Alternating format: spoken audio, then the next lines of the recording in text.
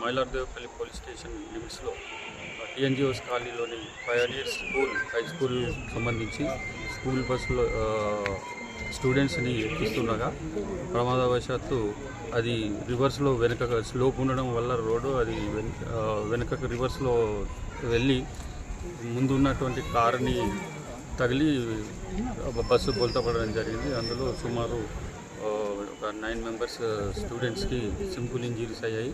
Luckily ఎలాంటి major injuries ఏం లేవు. వాళ్ళని ఇమీడియట్ హాస్పిటల్ లక్ష్మీ హాస్పిటల్కి షిఫ్ట్ చేయడం జరిగింది.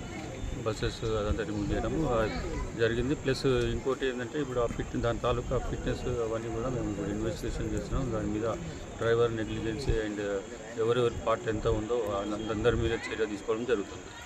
బస్సులో 25 to 30 మెంబర్స్ ఉన్నారని చెప్పారు. ఎవరు నిర్లక్ష్యం వల్ల అదే నిర్లక్ష్యం అంటే మెయిన్గా మనకు ఫస్ట్ అయితే బస్ డ్రైవర్ వస్తుంది.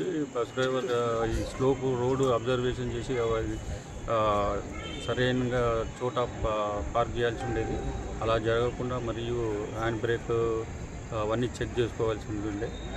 దాన్ని due to negligence of first thing driver అయితే ఉంది కాబట్టి అతని మీద అయితే కేసు జరుగుతుంది. స్కూల్ యాజమాన్యం పైన కూడా చర్యలు తీసుకోబోతున్నారు.